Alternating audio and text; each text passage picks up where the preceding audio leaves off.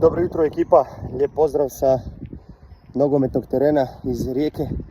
Danas bih iskoristio priliku da pohvalim jednu djevojčicu, a to je naša Mija koja je došla danas u 6:30 na trening.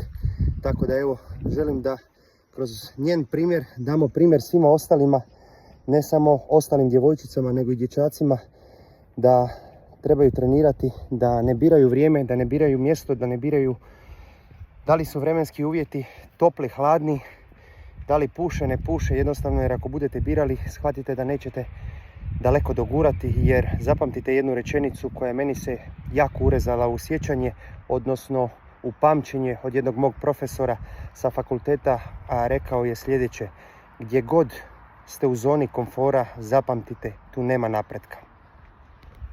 Bravo Mija!